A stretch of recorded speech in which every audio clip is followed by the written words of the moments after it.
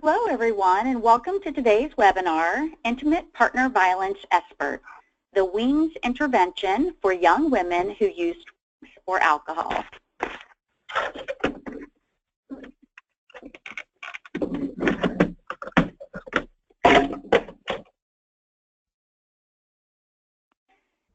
I'm Tracy McPherson, and I'll be your webinar moderator today. I'm a senior research scientist in the public health department at NORC at the University of Chicago. You are welcome to email me if you have any questions about today's webinar, about other webinars in our series, or you have general questions about screening, brief intervention, and referral to treatment, and any of the resources and materials we have available to you. We encourage you to explore our resources available through sbirteducation.webs.com. And if you have any technical assistance needs or just looking for general information about SBIRT, I would encourage you to go there, get in contact with me, whatever we can do to help you as you're trying to implement SBIRT in your setting. So today's partnership is through the NORC at the University of Chicago, the BIG Initiative, and the National SBIRT ATTC, and all of the webinars in our series are produced in partnership with this collaboration. Today's webinar is part of our 2017 series. As you can see, the first quarter of 2017, we've been essentially putting together a mini-series on IPV and SBIRT. So I would encourage you to take a look at the January and February webinars that we have now available on demand. We'll also be sending out to you a communication. It puts all of these webinars together, and it will essentially serve as a mini-series, and you'll be able to share that information with your colleagues, with others. It'll be available 24/7, and we really hope you'll take advantage of the education. Also coming up in March, we're going to have, and in April, we're going to have two webinars that are going to be focusing on implementation of SBIRT through the life cycle, from the beginning and carrying out the implementation, what that looks like, what you have to think about, lessons learned, as well as perhaps evaluating it. So really through the life cycle, as well as implementing SBIRT and promoting the use of it in an interprofessional setting. So that'll be coming up in the spring. I hope you'll take advantage of that. And then last but not least, in our series in May, we're going to be looking at SBIRT in various settings and kind of the commonalities and the differences. And in June, we're going to be looking into problem gambling in working with military populations and how screening and intervening for problem gambling with specifically with like active duty, veterans and others. And so that'll be a nice, actually, a closing to our webinar series. And I think what we might do too, because we've heard a lot of interest from you on gambling SBIRT, we have several other gambling SBIRT webinars that we may put together and put that together as a mini-series and kind of focus you there. And you can take advantage of that later on in the summer. So you can download a flyer, register for all the webinars, access them all on demand at our hospital sbirt.webs.com website. You can click on the webinars tab.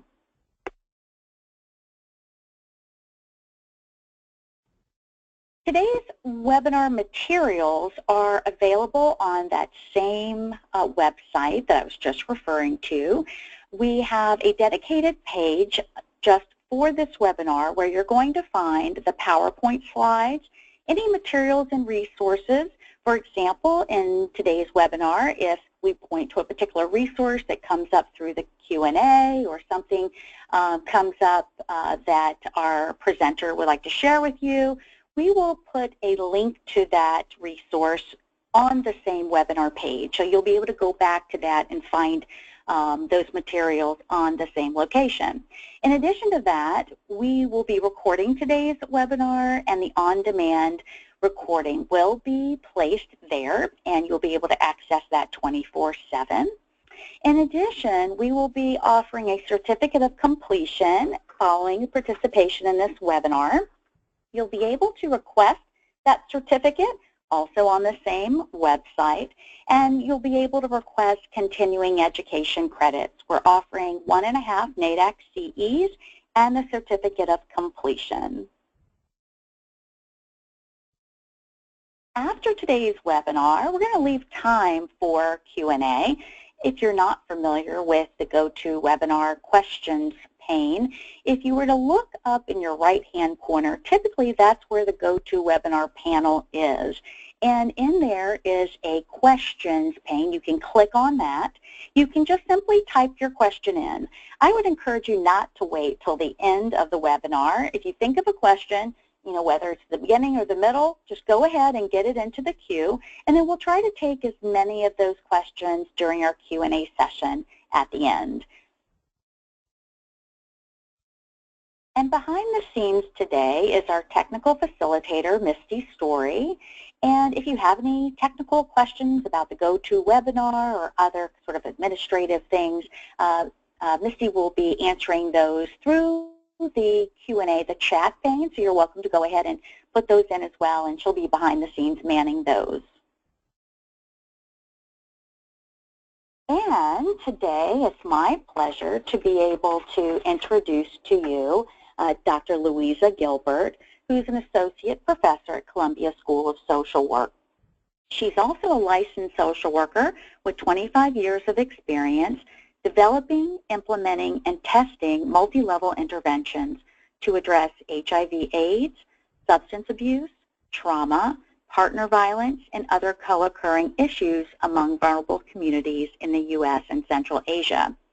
She has served as the co-director of the Social Intervention Group since 1999 and the co-director of the Global Health Research Center for Central Asia since 2007. Her specific area of research interest has concentrated on advancing a continuum of evidence-based interventions to prevent intimate partner violence, or IPV, among drug-involved women and women in the criminal justice system. She has published over 100 papers in peer-reviewed journals from this research. So join me in welcoming Louisa Gilbert. Louisa, thank you for joining us today and for sharing your expertise with us. I'm going to turn it over to you. Thank you so much, Tracy, for that kind introduction. And it is really exciting to be part of this SBIRT series and to see where this whole SBIRT movement is going. So thank you for inviting me. And I also wanted to welcome our audience. Thank you so much for taking time out of your busy days to listen to my talk. I look forward to hearing from your questions. Please do keep them going. I really want to hear from you. And before I begin, I'd also like to give a big shout out to my incredible team here at the Social Intervention Group that has been so instrumental in developing, testing, implementing, scaling up the interventions to address intimate partner violence, substance use, and HIV. They're an incredible team, and it really takes a team to do this work. So I'm presenting on behalf of our team at the Social Intervention Group. So let me begin here.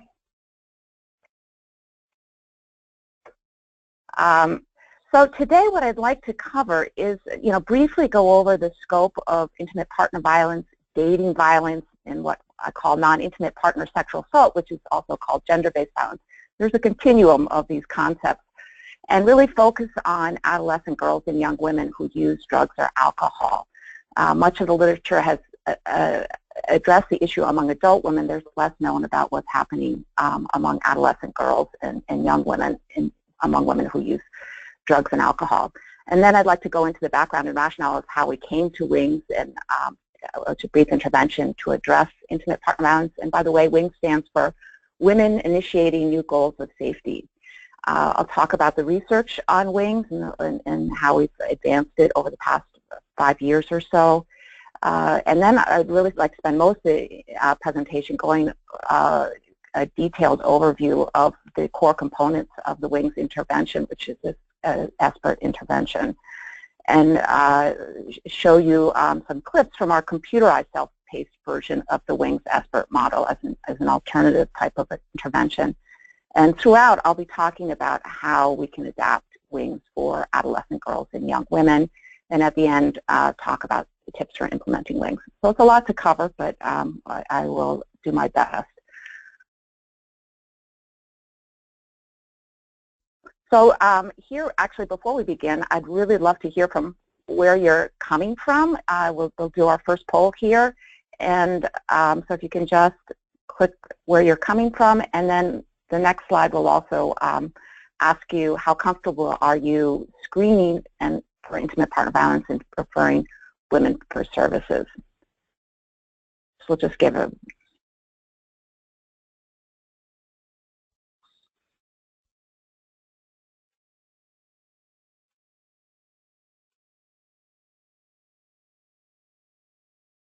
Okay, so we have almost 40% from healthcare, 8% from criminal justice setting, 32% from substance abuse treatment, DV program. We have about 11% from university research and 12% independent other. Nice cross section. I'm excited about the audience. Thank you.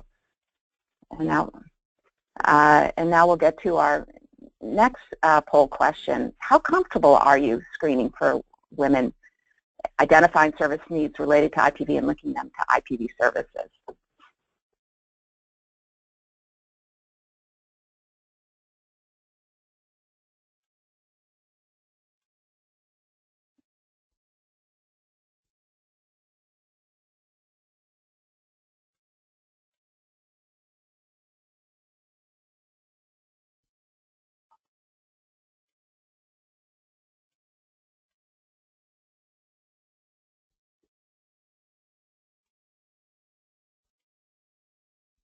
Here we go. Looks like we have a nice range with most being in the middle with 30% somewhat comfortable.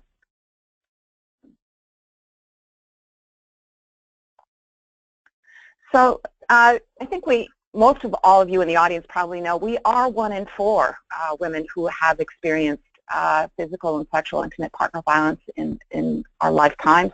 I want to say we are because it's so many. If it's not us, it may be our sisters, brothers, not brothers, but in terms of women, you know, other friends, colleagues.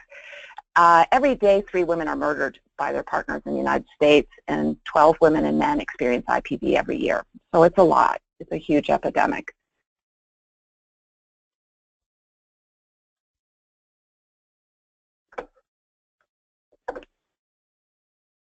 I'm just getting advanced. Okay. So, and we are nearly 1 in 5 women in the United States have been raped in their lifetime. That's huge.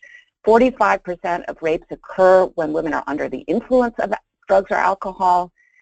80% of rapes occur among women under the age of 30, and 80% of the rapes are perpetrated by a known acquaintance. So, because so many of the rapes are by a known acquaintance, who is that acquaintance? And I think it's very important when we're thinking about the continuum of different types of partner, from spouses to hookups, to think about, you know, think about it as a continuum. We need to broaden our tent in thinking about these partnerships, because how we think about is how the services get framed. And what's happened is a lot of the domestic violence services are, you know, really focused on the intimate partner violence among more committed relationships in adult women. And then we have the rape crisis shelters, which deal with the rape and crisis sexual assault. But in reality, there's a huge spectrum of relationships that go between, particularly among young women and adolescent girls.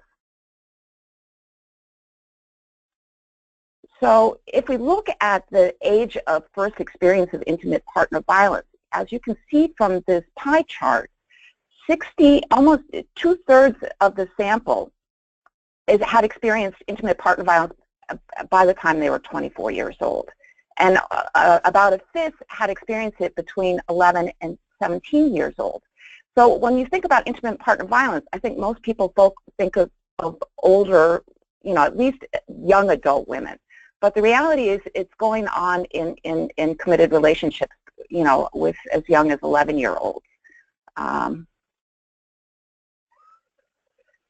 And then if we look at the age of first completed rape victimization among female victims, again, 2/3 have experienced their first rape by the time they were 24 years old. So this epidemic is also largely occurs among younger women. Now, looking at the epidemic of substance use, here again, you can see the that age group in the top blue line, 18 to 25, 21% report using some illicit drug in the past month. That's 3 times higher than those 26 or older. And you can also see that those 12 to 17-year-olds are also slightly more likely to report using illicit drugs in the past month than people age 26 or older. So it really shows the need to focus on the younger population. Here again with recent hazardous drinking, if you look at the dark blue and the gray bars, which stand for the heavy alcohol use and the binge drinking use, it peaks in the years 21 to 25.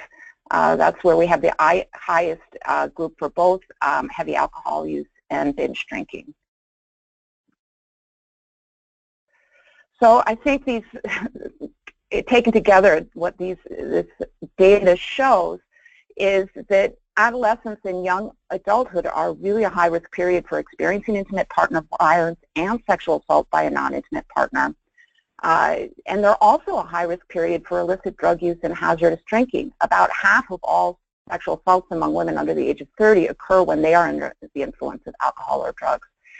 And adolescent sexual assault and IPV is associated with post-traumatic stress disorder, major depression, and they're much more likely to be re-victimized, as well as at greater risk for a whole spectrum of substance use and abuse disorders. So if we can really target our prevention efforts earlier on, we may hopefully prevent a cumulative history of experience of intimate partner violence and sexual assault. And the other reason why I think we really need to focus on this age group is there's a real gap in age-appropriate intimate partner violence prevention services for adolescent girls and young women who are, particularly those who are using drugs and alcohol. So I just want to talk a little bit about this endemic relationship between IPV, substance use, and HIV, because these are really those that figure in the right there. These are concentric epidemics, and actually CDC has defined these concentric epidemics as a syndemic, which means when you have 2 or more afflictions interacting synergistically, contributing to the excess burden of disease in a population. And here I would say that these 3 epidemics, the way they're co-occurring, really disproportionately impact adolescent girls and young adult women.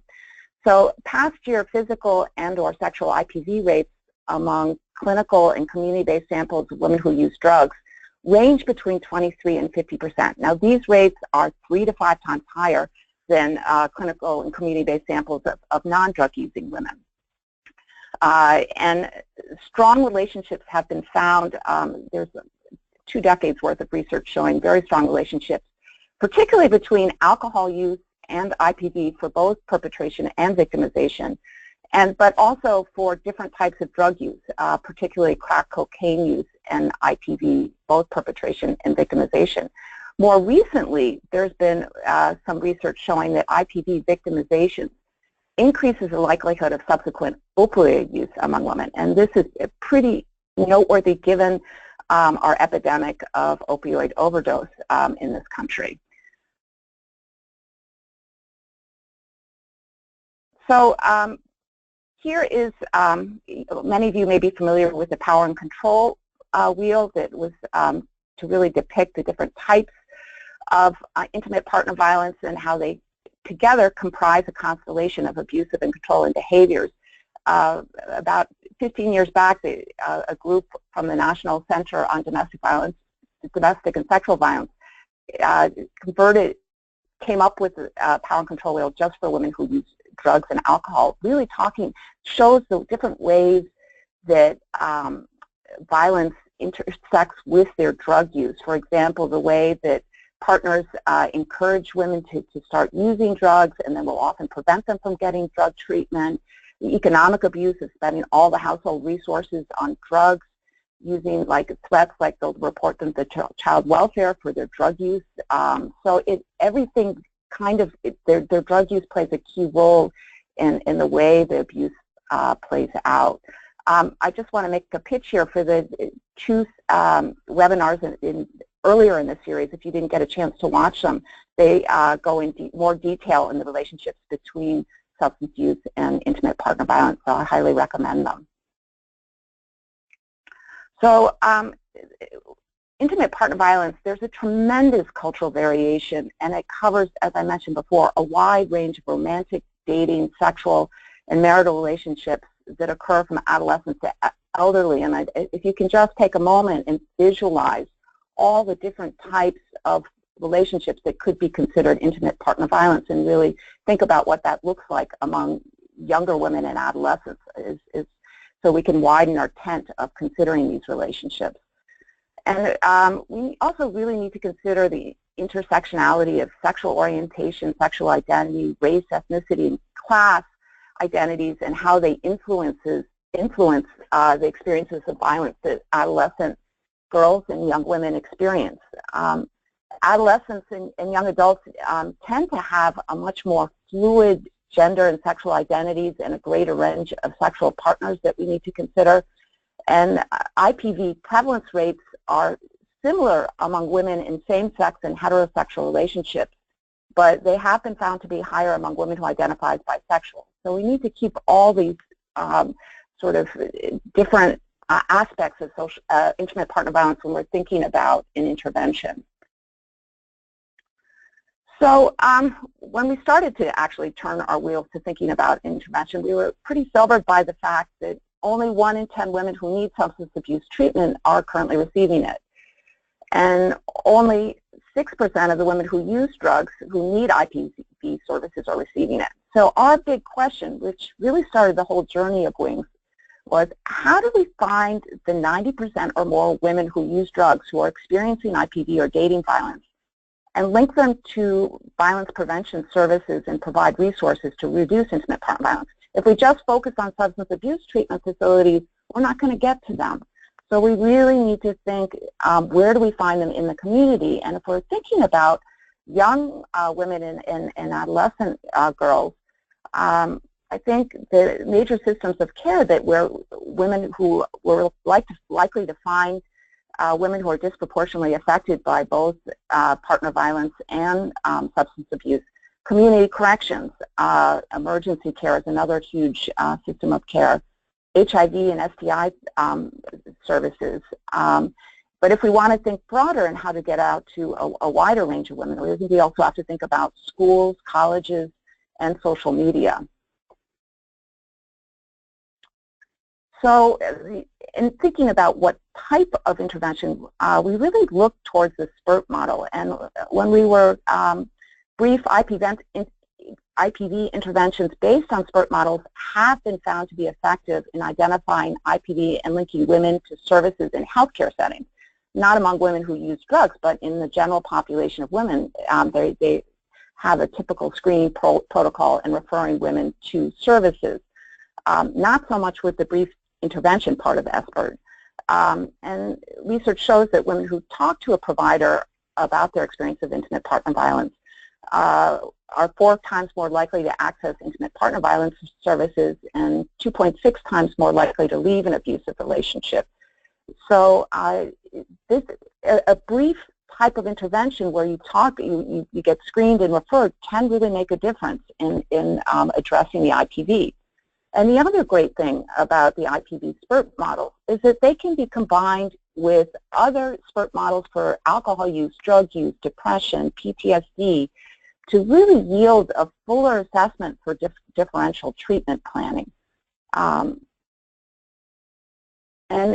we've sort of come up with this schema of a continuum of multi-level interventions starting to address this endemic there on the right, the different aspects of IPV, HIV trauma, and drugs, using, and if we can screen for using IPV SBIRT model like WINGS, PTSD SBIRT, substance use SBIRT, HIV testing and counseling, and then looking at what they screen positive for, and then going into more extended interventions that address what we call the SAVIS endemic or the substance abuse violence syndemic. The other great thing about the syndemic SBIRT models and with the IPV, and what we've really, where WINGS has been so helpful, is generating data on the prevalence of different types of intimate partner violence among women who use drugs. There is still, we still don't have national surveys on women who use drugs, the rates of intimate partner violence. And this data is very important for sort of, informing interventions and policies that also can really impact the SAVIS endemic at a much broader level. So I want to turn now and talk a little bit about the research and science behind WINGS. We started with conducting a randomized control trial that was funded by NIDA that we did with our great team here at SIG in partnership with the New York City Department of Probation and Bronx Community Solutions. The aims of this project were really to develop an IPV SBIRT service model for women who use drugs in community correction settings and convert it into a computerized self-paced tool. Our thinking about a computerized self-paced tool is that we could just broaden the different types of settings that we could scale it up in, and we'll go more into that later. The other aim was to kind of just assess the feasibility, safety, and acceptability of implementing the computerized self-paced versions and the traditional case manager modality of WINGS in community correction settings, and then to compare the effectiveness of the computerized SBIRT tool versus the same IPV SBIRT intervention delivered by a case manager. And here we used for the case manager, some were caseworkers, social work interns, peer advocates. So it was a wide range of providers who did the intervention. And we focused on IPV among women in the criminal justice system just because they are so at risk for intimate partner violence. 75% of incarcerated women have experienced physical IPV. 89% of incarcerated women who have experienced IPV also have a history of drug use. And then the other reason why we really focused on women in community corrections is there are a huge number. There are over 1 million women in community corrections, which includes probation, parole, and ATI programs, and few, if any, of the programs screen or address IPV in their services, even though there are extremely high rates in those programs. And then the third reason is that 10 to 17% of women who use drugs in community corrections are also HIV positive. So if we can make a difference on this epidemic as well, the substance use, HIV, and intimate partner violence, I think we can have a greater impact with our work. So for this randomized control trial, we enrolled 191 women from community correction sites in New York City. We randomized 94 women to the computerized WINGS condition and 97 women to the case manager condition. They completed a pre-intervention baseline, and again, at 3 months, they completed the same post-intervention assessment, and we were able to retain 90% at the 3-month follow-up, which we were very happy about. So in terms of our first outcome, it says how good is the screening tool in the case manager versus the computerized condition. We actually saw very little difference between the two conditions. There were equally high rates detected in both the case manager and computerized tool. If you look at that third row of those who report any physical or sexual IPV in the past year, it's identical, 47.4% for the case manager, 47.9% for the computerized condition. This is extraordinarily high rate. And then if you look again down to the second to last row, any physical, sexual, psychological, or severe verbal IPV, we have 77% for both. And looking at the outcomes of the computerized versus the case manager WINGS, they were both equally effective. We had no difference between the case manager and the computerized conditions. Both were significantly improved over the 3-month follow-up period in terms of their access to IPV services. They significantly increased their IPV self-efficacy, which is their ability to feel like they can take steps to address the IPV safety planning steps. They also both significantly increased their social support from the baseline to 3-month follow-up, and they also significantly reduced the days of significantly increase the days of not using drugs, abstinence days for both conditions. So we had a secondary effect on drug use, which we were very happy to see. Of course, there is no control group, so we don't know if they would have, improved without the condition, without the intervention. So that's a limitation that we need to keep in mind. So in terms of the feasibility and acceptability and safety issues, both conditions took, on average, about 45 minutes. We have since made refinements to the intervention based on feedback and looking through all the tapes, and it's now closer to an hour in the version that we're using currently. We didn't detect any adverse events with either the computerized tool or the case manager tool, the intervention, and there were very high rates of participant satisfaction with both modalities. So the other research that we on the IPV SBIRT model based on WINGS that we did was on Project Worth, which is a group-based computerized HIV behavioral and IPV SBIRT intervention that I conducted with my colleague who was a PI, Dr. Albaso. And Worth was recently recognized by CDC as a best practice for reducing HIV risks. And we were curious to see if we could integrate this IPV SBIRT model into Worth and also make an impact on IPV as well. So we conducted a randomized controlled trial among 306 substance-using women participants, and we found that participants assigned to the computerized Worth, which included the IPV SBIRT tool, reported a significantly lower risk of physical IPV, severe injurious IPV, and severe sexual IPV at the 12-month follow-up compared to participants assigned to the wellness promotion control condition. We were very happy with this finding because in the earlier WING study we didn't have a hard IPV outcome because of the short time frame, but here we did see a reduction in IPV from this computerized tool. And the other more recent version of WINGS that we've developed is with our colleagues in Kyrgyzstan that was funded by the Open Society Foundation. We evaluated a two-session version of WINGS that included HIV counseling testing with 73 women who used drugs in 2 harm reduction programs in Kyrgyzstan using a pre-post design. And we adapted WINGS to the local context. We expanded this SBIRT content to address the wider range of gender-based violence. So we really covered the full spectrum of different types of violence in this intervention. And we found very high rates of both intimate partner violence and gender-based violence in the past year. And on the right screening, this was the participants who disclosed any gender-based violence. And you can see that over 60% reported experiencing any physical or sexual gender-based violence in the past year, and most of it, actually, 50%, the police were among the perpetrators mentioned. So they were the biggest perpetrator in this case, which is very concerning, obviously.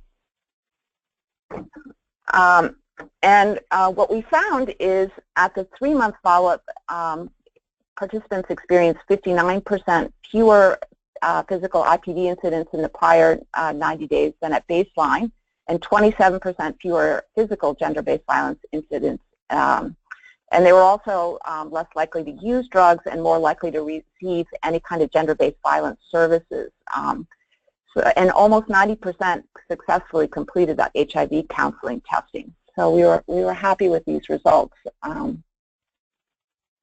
So taken together, the findings from these 3 studies on WINGS suggest that both the case manager or traditional and the computerized self-paced modalities are effective in identifying intimate partner violence, linking women to intimate partner violence services, increasing social support, and IPV self-efficacy to address IPV. There's some additional evidence from the Worth trial that the computerized integrated IPV and HIV intervention was also effective in actually reducing different types of violence as a 12-month follow-up.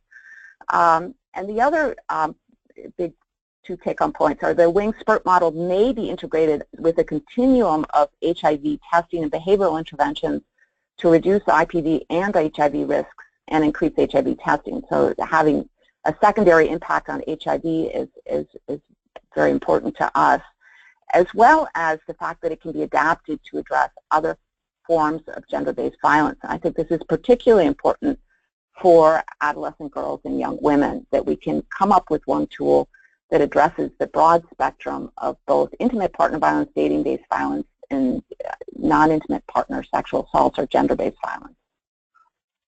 So let me go through really focus on what the key characteristics of the Wing SBIRT model is. As I said, it's the version that we have now is a single 1-hour session.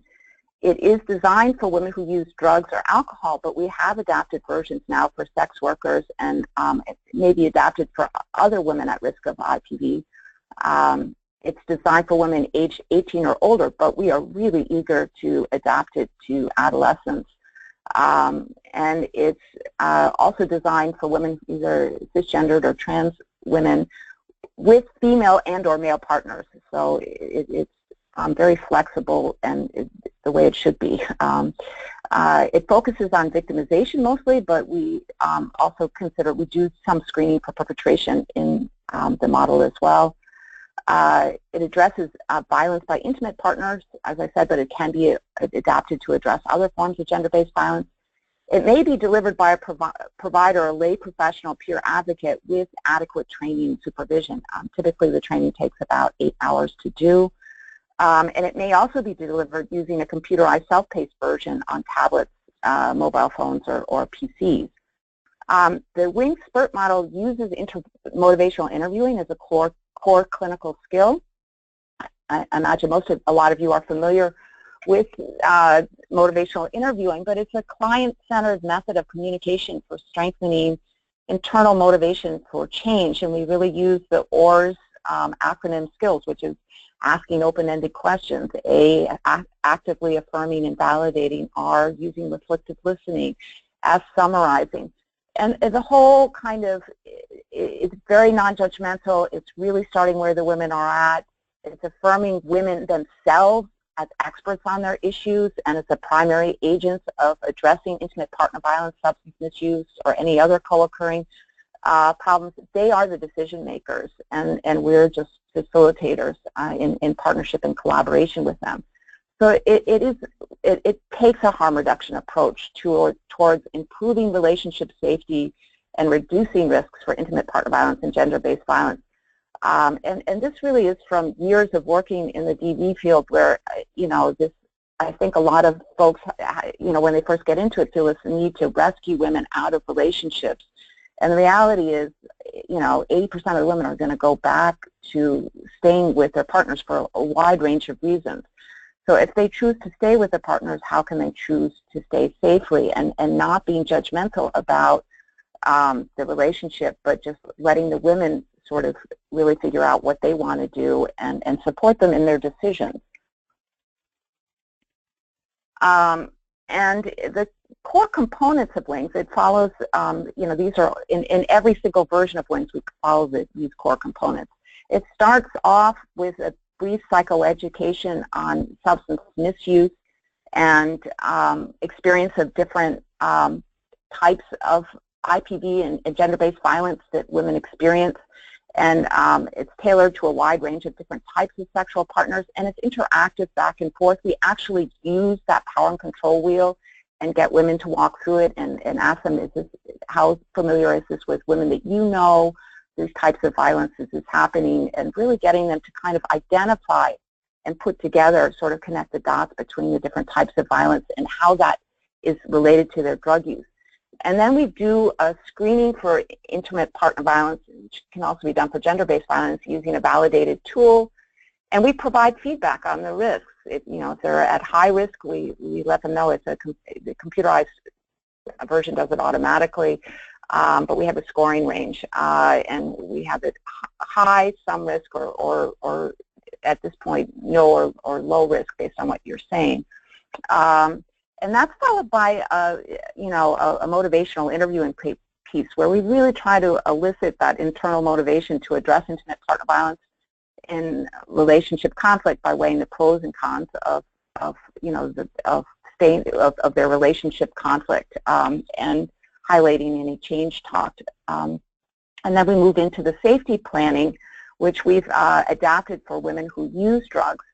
And our safety planning tool includes a sexual safety planning piece that's pretty extensive, and I think that is something new about our intervention. And we provide a lot of menu of using a motivational interview, and we really focus on giving them choices in this piece. And they come home in the computerized condition. They actually print out the safety plan that they come up with, we also generate a written plan for them that they can take home with them, or we can mail it to a safe address or place, or email it to them. And then that's followed by a social support enhancement exercise, where we get them to identify different people in their, among friends and families in their network who they feel that they can turn to for instrumental support, like if they need a place to stay because their partner's drunk and they're afraid of going home, or if they need sort of emotional support and counseling. And then that's followed by like a goal-setting exercise to really get them to figure out strategies to enhance their social support. Since many women who use drugs or alcohol and experience intimate partner violence are isolated from their networks. So the social support piece is really important, and important part of their safety plan as well.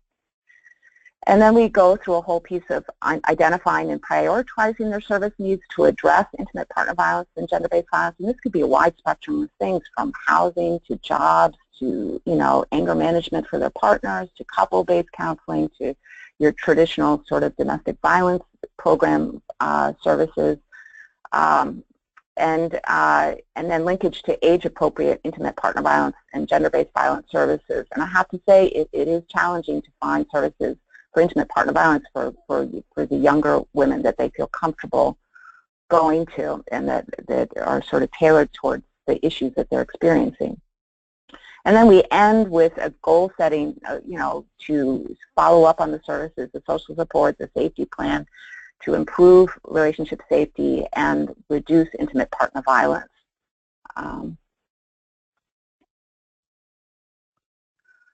So the computerized self-paced wings is it's self-paced with audio. It's delivered on laptops and community corrections sites. We've actually more recently adopted and have come up with a version that we can do on mobile phones and smart tablets. So it covers the same components using interactive exercises, videos, narrative characters, and computerized feedback.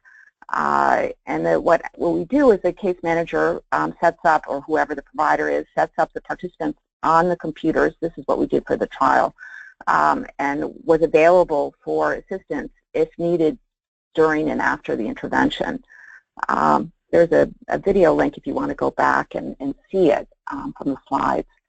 So this is, it started off for that brief psychoeducation piece with 3 narratives of women who actually experienced life-threatening abuse, and they talked about everything from how they started off very much in love with their partners, and how they became confused when their partners abused them, and they really sort of highlight a lot of the power and control wheel dynamics and how that intersects with drug use.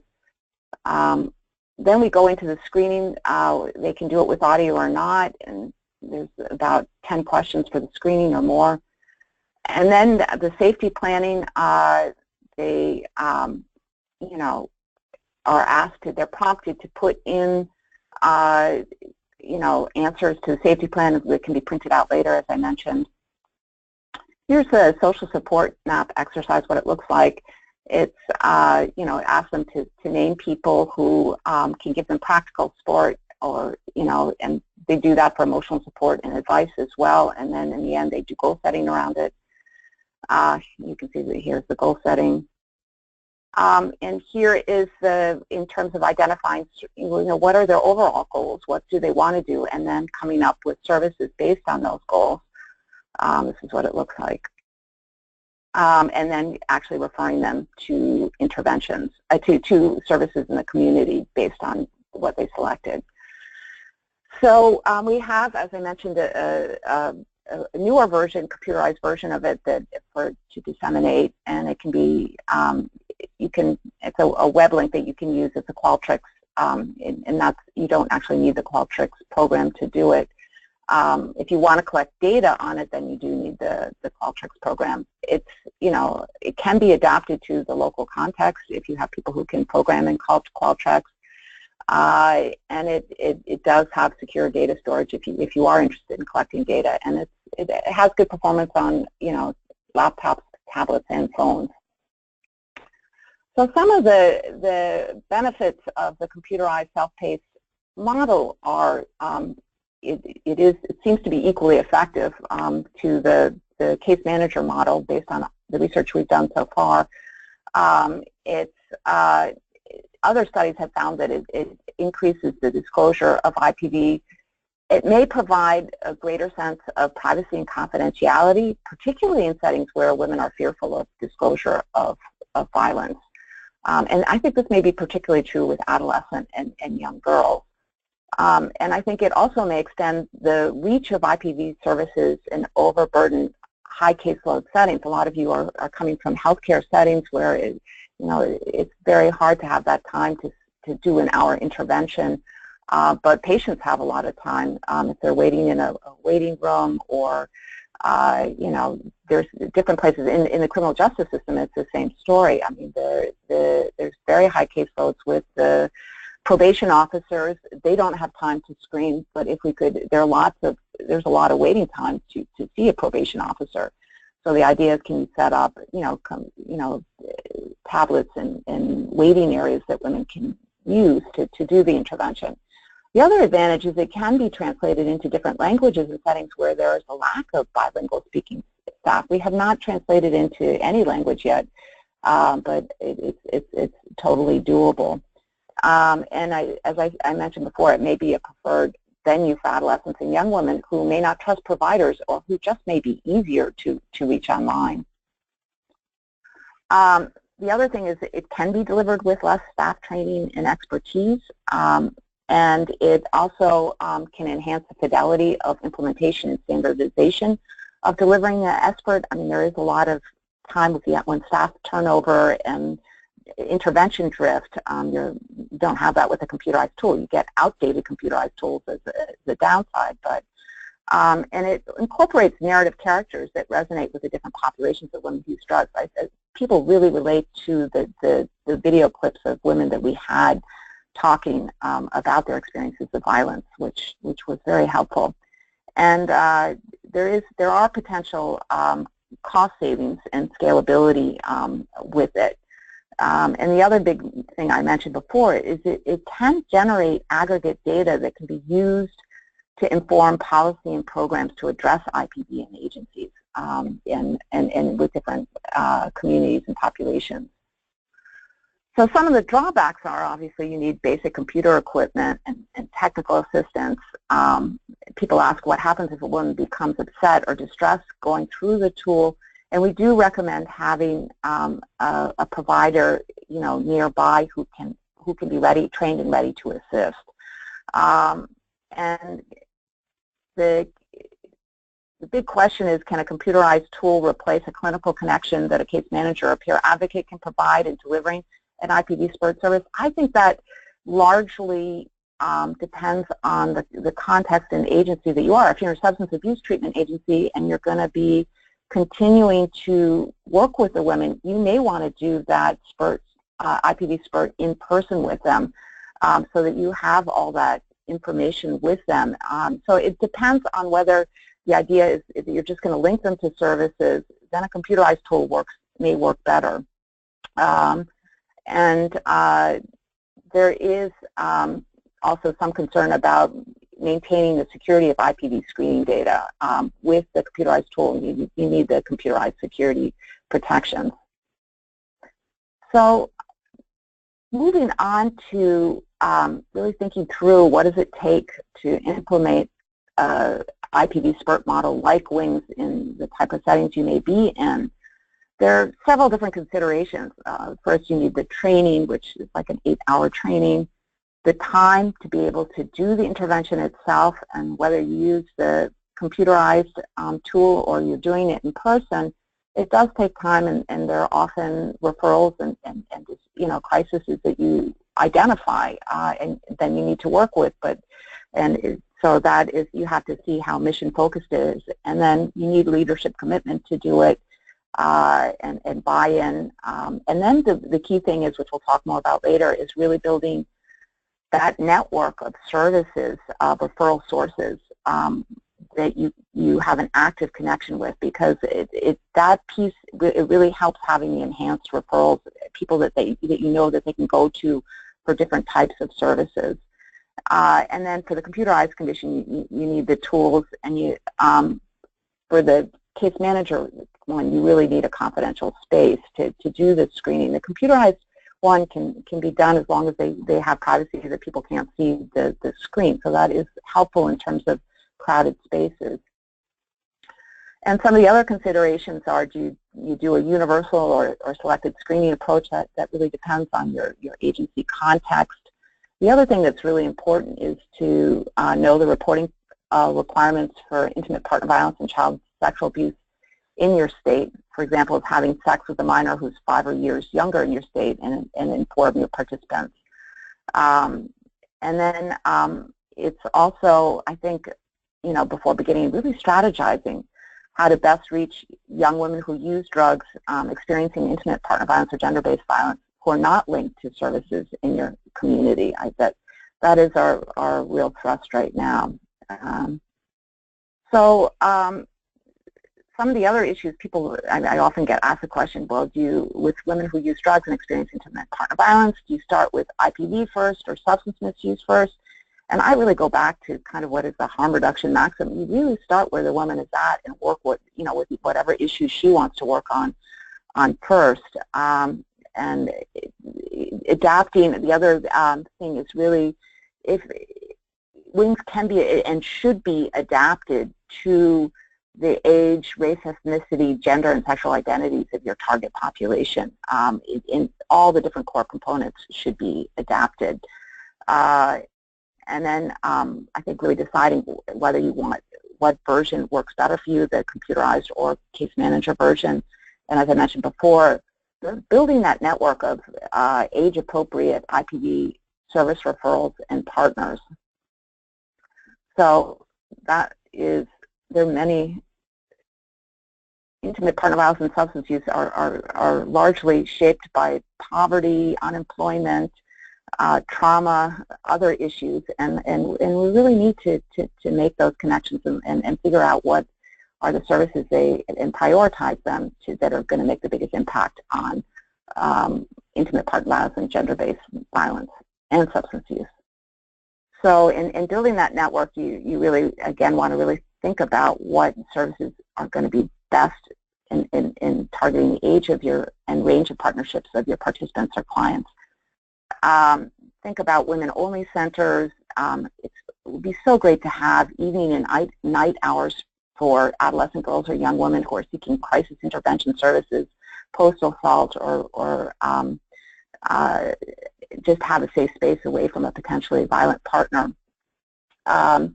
And services with peer advocates that can support your participants or clients, I think, are especially important for teens and young women as well.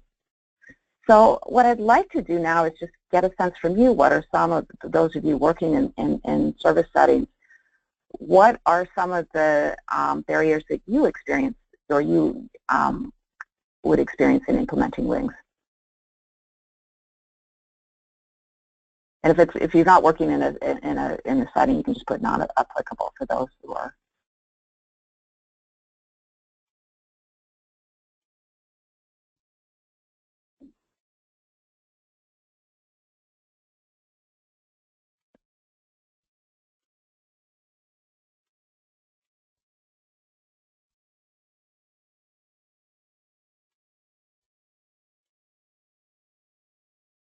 Okay, so lack of staff time I see as about a fifth.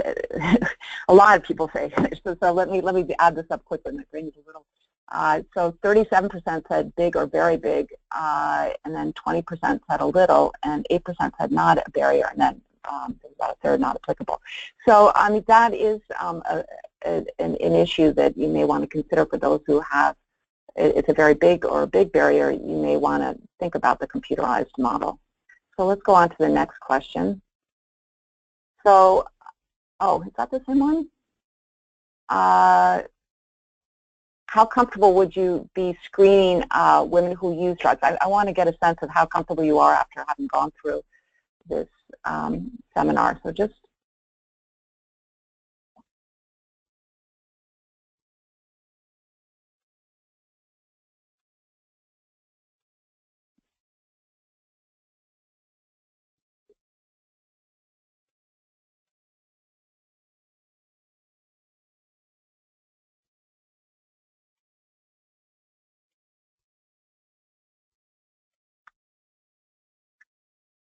okay, so we're seeing a somewhat of an increase here they're more in the comfortable range.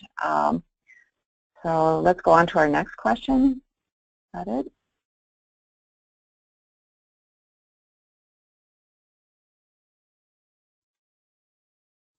How interested would you be in using the computerized wings tool or the case manager version in your agency, and which one would you be interested in?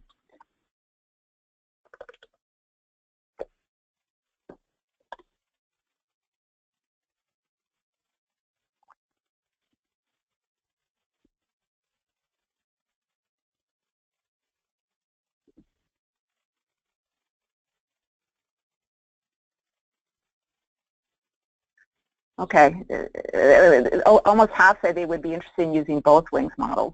So, and then we have a pretty equal split between the computerized and case manager wings, which is, that makes sense. It really depends on your agency, what would work best.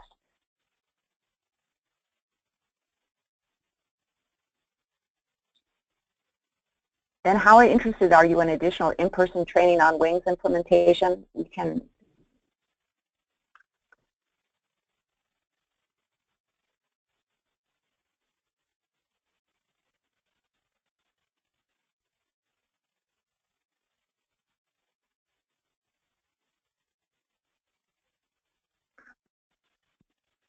Okay, so we have you know, some who are very interested or interested, and some who are not interested or not sure.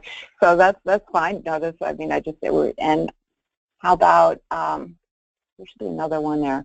And then we can also, we have the capacity to do an online training for the wings implementation as well. And would that be of interest?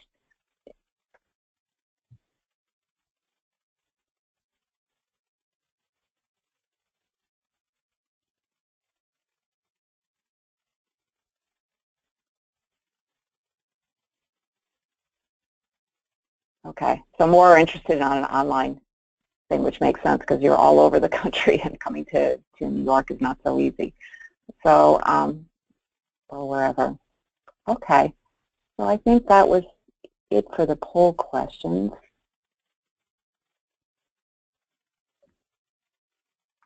We can send out information on the trainings and more information on our materials through Tracy.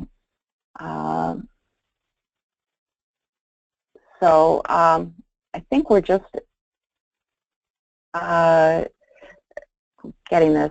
We're all done with.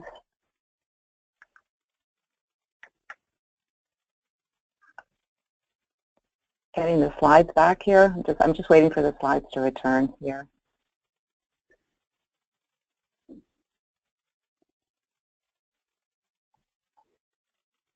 Oh, the slides are stuck. So we're having a slight technical difficulty, but here we are. Okay, so I'm winding down here, but our vision for Wings is what it was in the beginning, and that is really to find those 9 in 10 women who use drugs with IPV who are not in services and enable them to develop strategies to increase their relationship safety.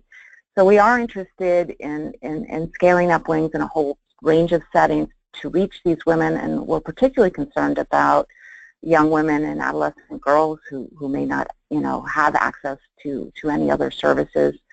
We do want to continue collecting data on intimate partner violence to really document the scope and severity of the public health threat of intimate partner violence among women who use drugs, not only in the U.S. but around the world, and also to document the threat of gender-based violence or sexual assault, and using that data to really guide policy and program efforts to address intimate partner violence among women who use drugs and gender-based sexual assault.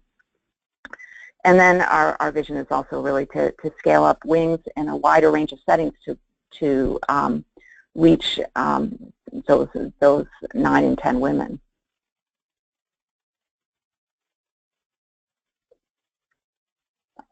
So in terms of, our future directions, we want to advance a mobile-friendly version of WINGS in different languages. Spanish is, we really want to try to get that version. We're still looking for funding to do that.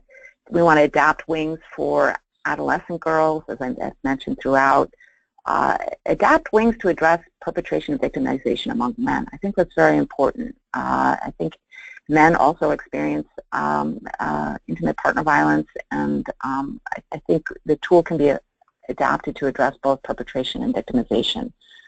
And then to continue to integrate WINGS into HIV and substance abuse treatment programs and harm reduction programs, and to really have that syndemic impact on those 3 co-occurring epidemics of HIV, substance use, and violence. So for more information on WINGS, please visit our website at sig.columbia.edu/WINGS to request a WINGS intervention manual or the computerized tool or technical or training assistance on WINGS. You can contact me. My email. Here's some references from the talk if you want those. And I just, let's go back. I just wanted to thank you all for listening. I'm eager to hear your questions, and I'm going to turn it over to Tracy now. Well, thank you, Dr. Gilbert. That was a very rich and packed webinar, so thank you. I'm sure folks will want to go through it again, and will be interested in sharing this with their colleagues. This is certainly a topic probably that rises towards the top of our webinar request. So thank you, and I look forward to going through it again as well. We do have some questions coming in, but I want to remind folks how to use the questions feature. There's a questions pane, again, over to the right typically.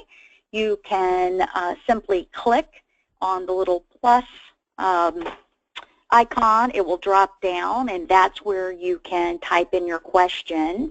So we can let folks go ahead and put their questions in, and I'll take a look to see what questions have already come in.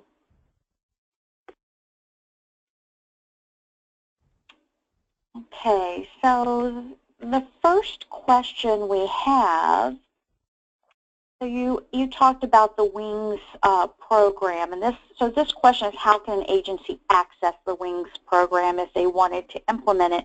So you had information available in how, I guess, connecting with you directly. Was that the website? Yeah, if you email me, check out the website, and then if you also email me for the implementation manual or the computerized link, I can send that out. Okay, so we could do that. We could email you, and is that something that we could add a link to on that webinar page that is dedicated to this webinar that I was describing in the beginning? Could we add links there? Would that be okay? Sure. Yeah. Yeah, definitely for the implementation manual. For the computerized link, there are more instructions, but the implementation manual I can put up there for sure. Oh, that. And then contact. And if people have any questions, please feel free to reach out to me in terms of any implementation questions. Okay, that would be great. Is this, you mentioned the online and the face-to-face training. So can you say more? Is the face-to-face training and the online training on the implementation of WINGS? Is it? Yeah, it is on the implementation. It will go through all the core components of the case manager version of WINGS, which I think is helpful even if you're doing the computerized version, just to have that training. But for the computerized version, you just really need to be able to help with referrals and sort of your sort of common issues and sort of emergent situations that might come up. How do you deal with it when you have a woman who's in a really life-threatening IPD situation? So the training gets at all of those issues, as well as just if you want to set it up in an agency, what does that require?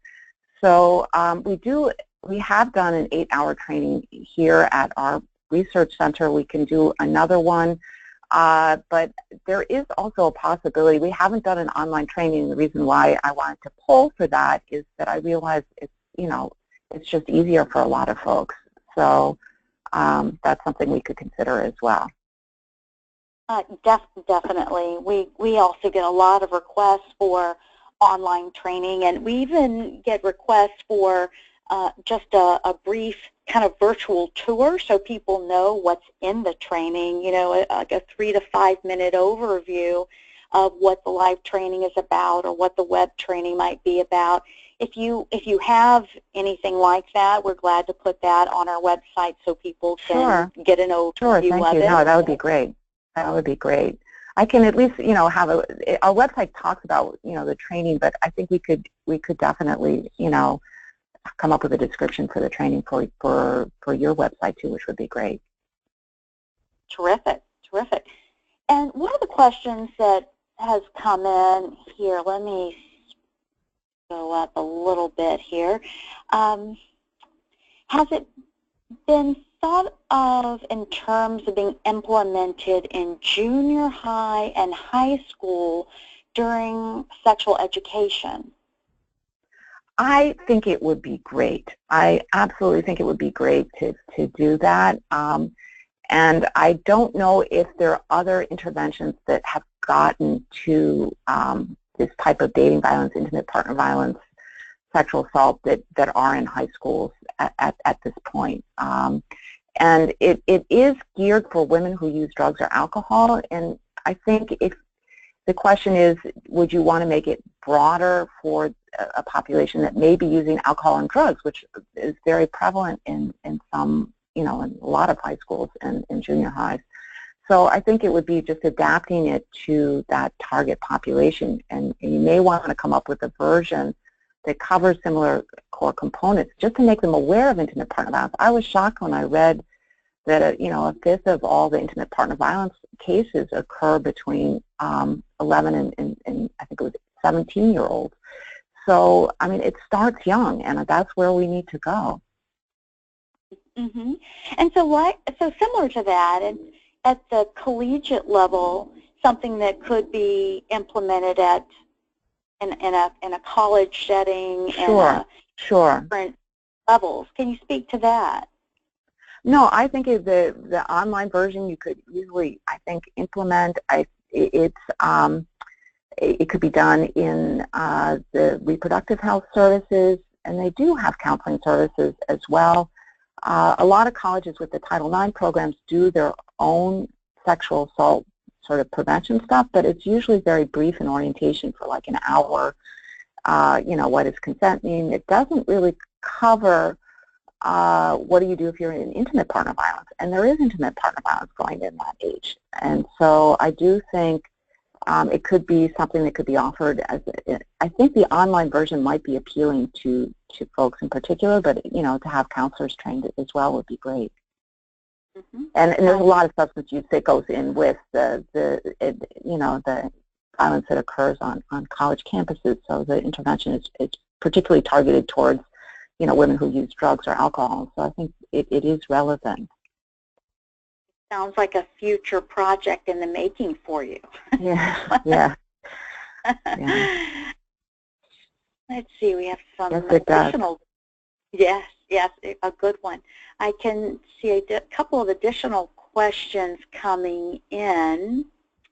Has this been used at all in the context of a mandated substance use treatment program? Oh, that's a great question.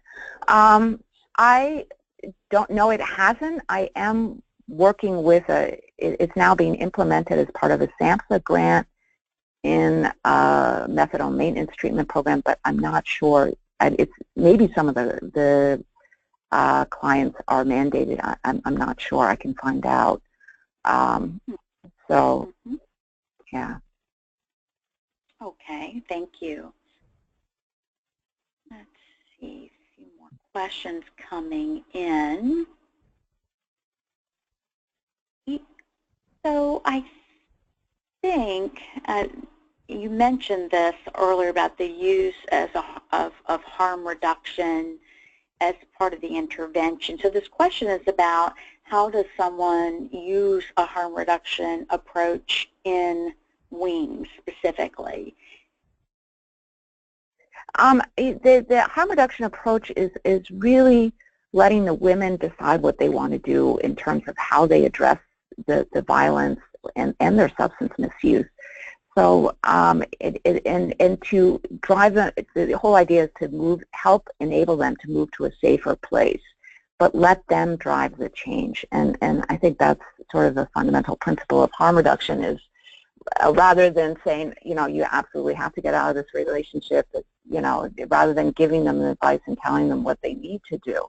I think a lot of women who've experienced violence feel kind of very battered down, and the idea with the harm reduction is really empowering them to see themselves as experts on their own, you know, situation, and to be able to make the decisions that are best for themselves and maybe their children, but letting them, really eliciting that internal motivation. And if they decide that they want to stay with someone who is being physically or sexually abusive, then what do you do? I mean, that's, you know, that's the question. And the question is, you start with where they're at. Can you move to reduce your exposure to physical and sexual abuse, and then work with them, you know, see where they want to go. But that is an issue. Now, obviously, if they're in imminent danger, we do highlight the risks that they're in, you know, using the screening feedback tool, and recommending that, you know, that they are in a life-threatening situation and may want to consider leaving. We go through all the different options, but the idea is to let them try to choose, because if they don't choose, if they don't own their own plan, they're not going to follow through with it. That's our thinking with it, and it's just fundamental to the principles of harm reduction to let them dictate the change and how fast they want to go and what speed they want to go. That makes a lot of sense. Thank you. So we have a question from Patricia. She says, thank you for your presentation. And since this shows how critical trauma treatment is for the prevention of IDs and SUDs in women, are you concerned about the pharmacological emphasis in addiction treatment in the U.S. right now? You know, I'm concerned about the lack of funding and attention to the trauma-based aspects of substance use and intimate partner violence, which are so profound. And trauma, the exposure to PT, you know, the experiences of violence are much more likely to make them to continue to use substance use, as well as to continue to get into, to be re-victimized. And so addressing the trauma mechanisms that, you know, of the symptoms of hyperarousal and avoidance and disassociation is really, really key towards, I think, longer-term, recovery. And one thing of the SBIRT model is to really try to identify, I think it does help to have like a PTSD SBIRT model that you do and really screen them to see, do they need that trauma-based treatment when you're thinking about referrals. And I don't even know if there is a PTSD SBIRT model out there, but at least to screen for it and think about that is if there are trauma-based treatments in where you live. The problem is they're not that widespread, and you know the current funding climate is not great for the longer-term treatments, there has been a real emphasis on the pharmacological end of it, and I think pharmacological interventions can be helpful, but not without the trauma-based interventions for the population that we're talking about. It's a long answer, but it's Thank you. It gives us insight to how you're thinking about this. Let's see. We have several additional questions. Another, Walter says, thank you for this exceptional training and model and then the question is, would this model be reasonably easy to use on a private practice level of care? I think so. Yeah, I think the question is just, getting the training in. And if you suspect that a client is in, or that they're in a violent situation, I think it would be very helpful to just use as a way of collecting more information on their situation, really understanding what types of violence they are experiencing, how the client feels about the relationship, and where to go with it. So I think it could be a good, as well as diagnostic, as well as an intervention type of tool that you could do in a clinical practice. But again, it's just, getting the training. And I think if you were doing it in private practice, you'd probably want to do it in person, not the computerized model, so that you can work with the information that they want to give you. Thank you. Thank you. And another question about the setting. I think people are very interested in where this can be placed. And this question is about placing it in hospital settings like a mother-baby unit. Has that been done? If not, what do you think about that? Like prenatal, neonatal? Yeah, I think so. I mean, the issue is, think about how many waiting rooms you've gone into where people just wait and there's nothing to do. I mean, there are times where people have up to an hour wait. They could, the computerized version has not been updated as much. We have not had the chance. That is one thing I want to emphasize, is that we haven't had the funding to update the computerized version. So it does still take 45 minutes, the computerized version. The in-person version, we've made more embellishments, and we find it based on the feedback from the trial, and that is an hour. So it could be done. It would, once you have that, if as long as people have 45 minutes while they're waiting, they could do it. That's helpful. Yeah, thank you. A few more questions. Let's see. Okay, so can you explain how the participants of WINGS receive benefit from it? So if you highlight the benefits of the participants who go through WINGS, what are the things that are the most salient that you see as the benefits for the participants? Well, they overall, as I mentioned, they were very satisfied with the intervention. I think the rates were like 84% for the in-person, 88% for the computerized tool. And I think what they really liked about it was just the chance to reflect on their relationship and to think about, the positive and negative aspects of their relationship, because we do get at both. And thinking about where they want to go with it. A lot of times it's, people mentioned it was the first time that they were asked about these experiences of violence or in relationship conflict, that it's not something that they typically had experienced in other services they received. So for a lot of women, it was a novel experience. And then I think that the key benefit was also coming away with that safety plan, and a plan to, the service plan as well, to address not only intimate partner violence, but other issues that, like say their lack of housing, other issues that could really be driving the violence as well. So those I would say are the main benefits, and just awareness of themselves about what their relationship, where it's at, and how can they improve it, and to really address the relationship conflict issue. Thank you. Thank you. This question is about outcome measurement, is there outcome measurement data available? If so, yes, yeah, go ahead.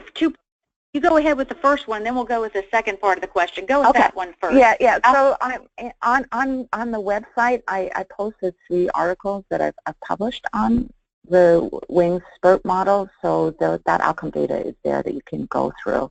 And if you have any questions, feel free to email me.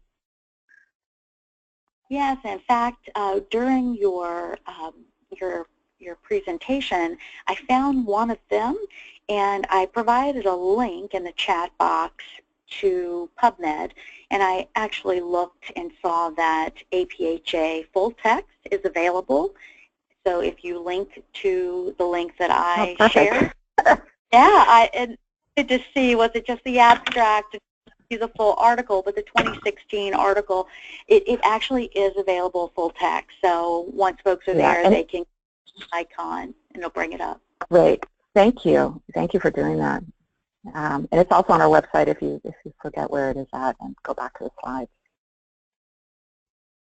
Yes, and I think the second part of that was perhaps more of a statement than a question. So if the outcome measurement data is available and you're pointing them to various articles, which I think is very helpful, the comment says it might facilitate its implementation in a facility where you're not the final decision maker. So I think it kind of what I think this is really saying is you're trying to make the business and clinical case for why. Absolutely. No, that's, you need to get that leadership commitment. When I was going back to that, slide of what it takes to implement this in an agency is, agencies should be concerned about implementing things that are evidence-based, and I think that it does help to have the articles to talk about the evidence base of it and whether it be appropriate for your agency, but you do need that to make the business case as well as the clinical case.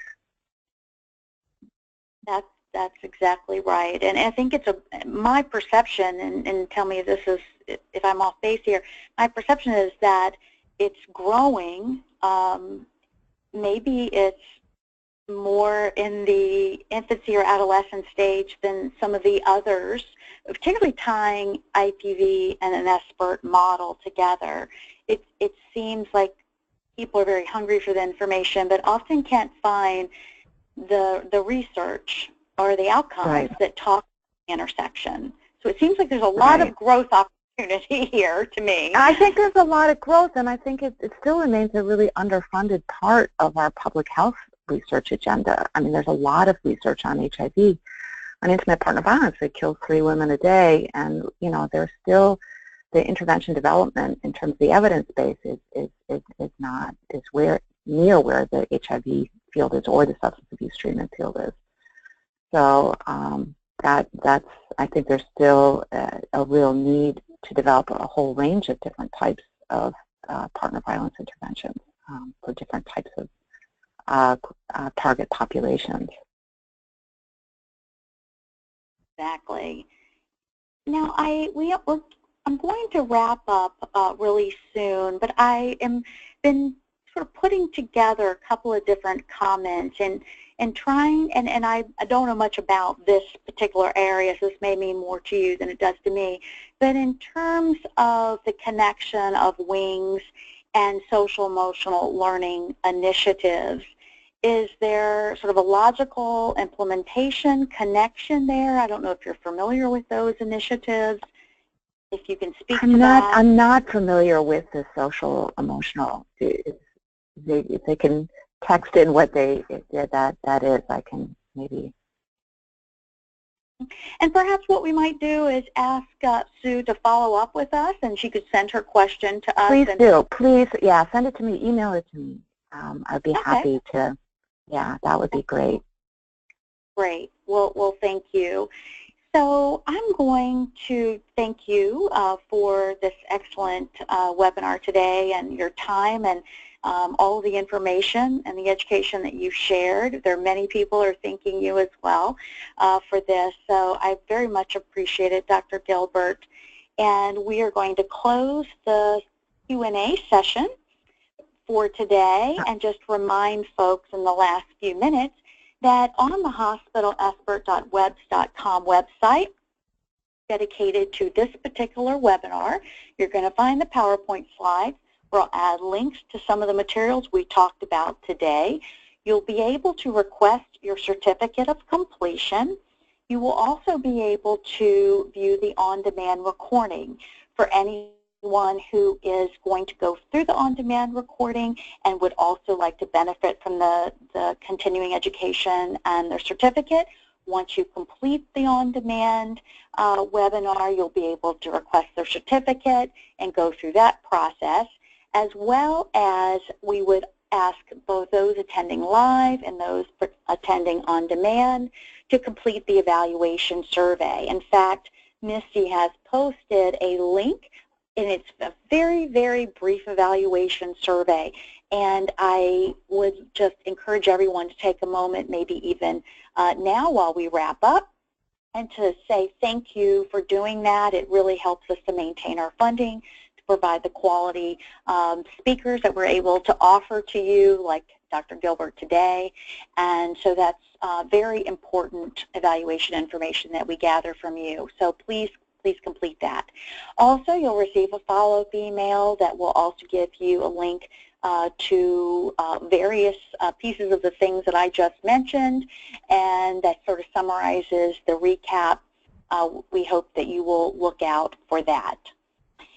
So I also just want to let you know, again, here is my email address of where you can request technical assistance, questions about SBIRT implementation, evaluation, and training as part of the work we do at with our partner IRETA and the National SBIRT ATTC. So there's my email, and then let me just thank all of you for participating and attending, and we have a lot of folks who come back time and time again to join us, so thank you very much. If you're benefiting from this the way we hope that you are, we hope that you'll share announcements about our upcoming webinars, about the on-demand series, things that we send you. They're available and free, so please push those out to your colleagues. And I want to thank our partnership with the National SBIRT ATTC funded by SAMHSA and NORC at the University of Chicago and the Brief Intervention Group. I would also encourage folks to go to the SBIRTeducation.com website, where you'll find a vast amount of resources available to you. And so thank you, everyone. Thank you for joining, and I hope everyone has a great day. And thank you, Dr. Gilbert. We look forward to connecting with you again soon in the future. Thank you so much, Tracy, and thank you all for attending. It's been great. So much.